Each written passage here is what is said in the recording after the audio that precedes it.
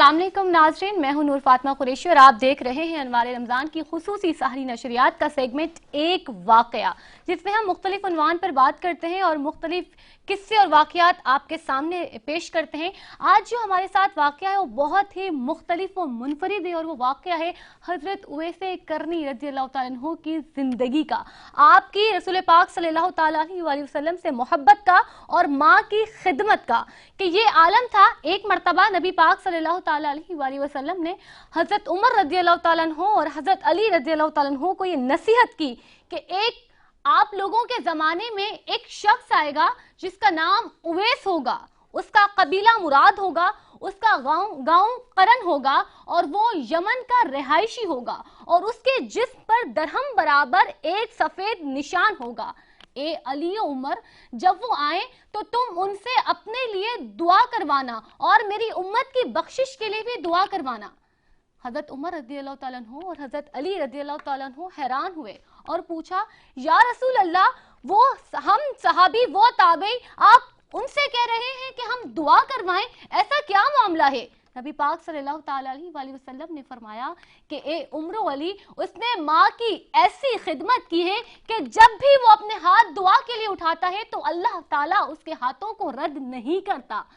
एक हदीस ये है और एक जगह पे रिवायत आती है कि उनका हज़रत उवैसे करनी रज़ियल्लाहु ताला अन्हु का नबी पाक सल्लल्लाहु ताला अलैहि वसल्लम से इश्क का ये आलम था कि आप उनके दीदार को तड़पते थे। आप इस आस में रहते थे कि कब नबी पाक सल्लल्लाहु ताला अलैहि वसल्लम का दीदार हो, लेकिन एक तरफ क्योंकि माँ बूढ़ी थी, ज़ईफ थी और नाबीना थी, तो उनकी खिदमत की वजह से आप नबी पाक सल्लल्लाहु ताला अलैहि वसल्लम के दीदार से महरूम रहे। एक मरतबा आपने अपनी माँ से इजाज़त ली कि क्या मैं नबी पाक सल्लल्लाहु ताला अलैहि वसल्लम के दीदार को जा सकता हूँ? तो माँ ने, क्योंकि तड़प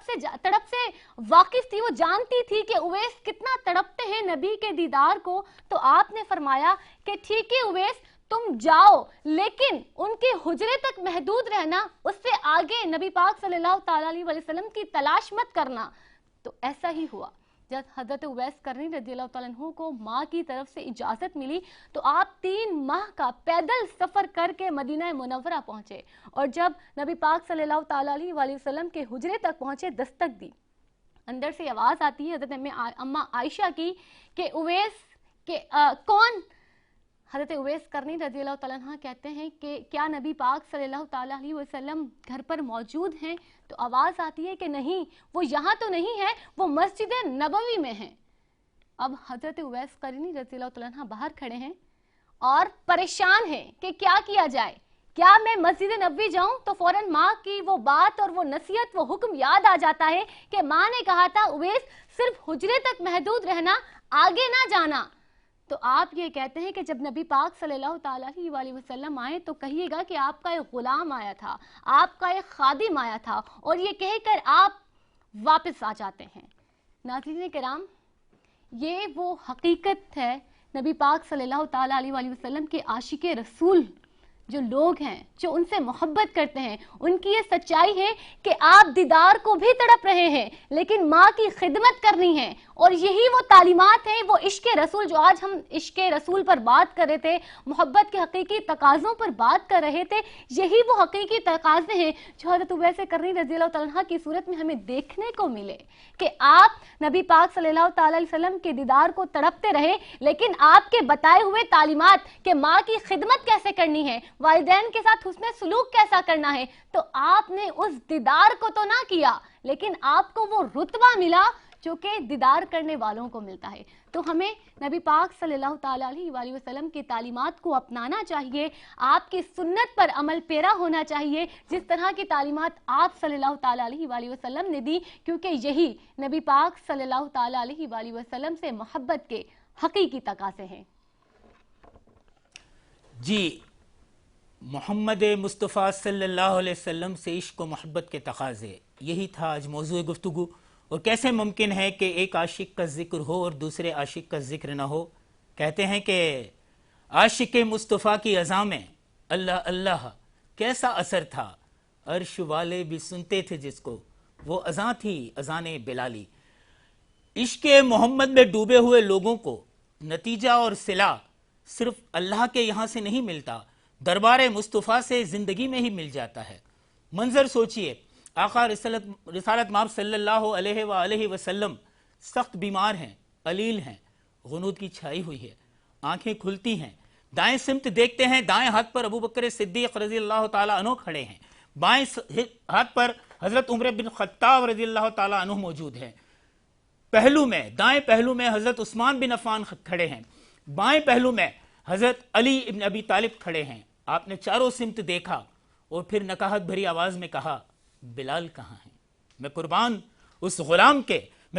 اس غلام کے عشق عالی شان کے کہ محمد مصطفیٰ پوچھتے ہیں بلال کہاں ہے؟ بلال دور کھڑے ہیں، لوگوں نے کہا یہ رہے، کہا بلال قریب آؤ، بلال سرہانے آتے ہیں، حضرت صلی اللہ علیہ وسلم اپنے تکیے کے نیچے سے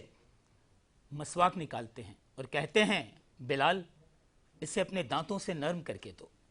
بلال اس مسواک کو اپنے دانتوں سے نرم کرتے ہیں اور پھر محمد مصطفیٰ صلی اللہ علیہ وسلم اس دنیا سے پردہ فرمانے سے پہلے آخری جو چیز استعمال کرتے ہیں وہ بلال کے لعاب دہن سے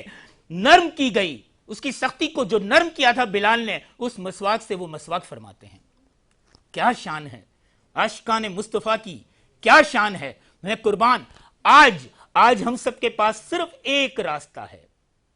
عشق محمد مصطفیٰ کو ثابت کرنے کا، اس پر مستقل مزاجی کے ساتھ عمل کرنے کا ایک ہی راستہ ہے، اور وہ راستہ وہ ہے جو ابتدائے کائنات سے لے کر انتہائے کائنات تک اللہ بھی کر رہا ہے اور اس کے فرشتے بھی کر رہے ہیں، یعنی درود پاک۔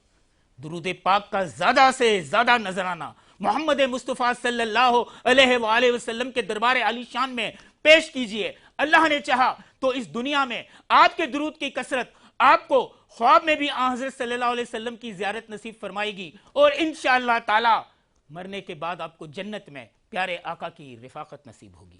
بلغ العلا بکمالہ، کشف الدجا بجمالہ، حسن الجمیع خصالہ، صلو علیہ وآلہ۔ اسی کے ساتھ اجازت دیجئے، آج اس پروگرام انوار رمضان کی خصوصی سحر ٹرانسمیشن سے نور فاطمہ اور سلیمان سایانی کو کل پھر حاضر ہوں گے، نئی وفاؤں کے ساتھ، نئی اداؤں کے ساتھ، نئی صداؤں کے ساتھ اور نئی دعاؤں کے ساتھ۔ اللہ حافظ و ناصر، خدا نگہبان۔